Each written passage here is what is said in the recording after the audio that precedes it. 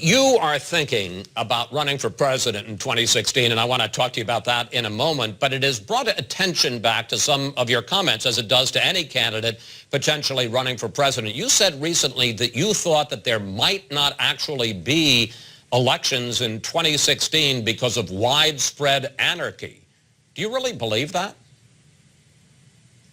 Well, I hope that that's not going to be the case, but certainly there is the potential, because you have to recognize that we have a rapidly increasing national debt, a very unstable financial foundation, and you have all of these things going on like the ISIS crisis that could very rapidly change things that are going on in our nation.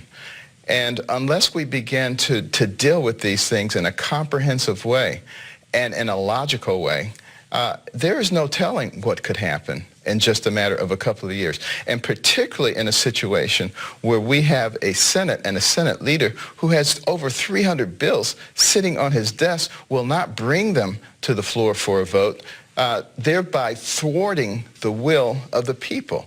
And this country was supposed to be a country where the government conformed to the will of the people, not the people conform to the will of the government. Let me pick up on that, because, and talk specifically about a candidacy. You say, and this is your quote, the likelihood is strong that you will run for president in 2016. Do you really want to spend the next 2 years begging people for money, shaking hands, eating a lot of bad meals, when I think you would agree, at best, you're a distinct long shot? Well, let me put it this way. It would be much more pleasant to put my feet up, to relax. You know, I've made plenty of money. I can live a very comfortable life, and that would be my preference. However, given the state of our nation, looking at what's going on and understanding that sometimes we're called to do things that we don't want to do because we have to do them.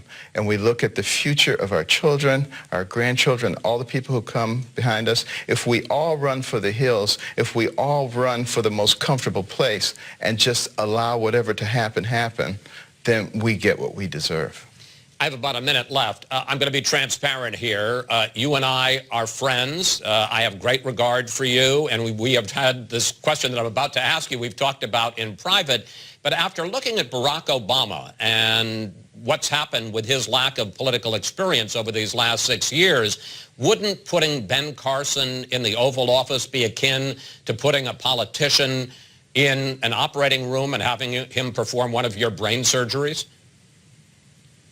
I don't think so. I think what is required for leadership is wisdom and the ability to assemble an appropriate team, ability to listen, and an ability to make wise decisions.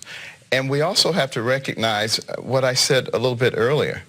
Our system was designed by our founders with the people in mind, and with the will of the people in mind, not with the will of the government. If you want the will of the government, yes, you need people who spend their whole lives in politics, and they are people who are much more likely to be able to impose the will of the government. But I don't think that that's what we need. And Jefferson said, when things got so bad, the people would actually make a correction. I think it's time to make that correction now.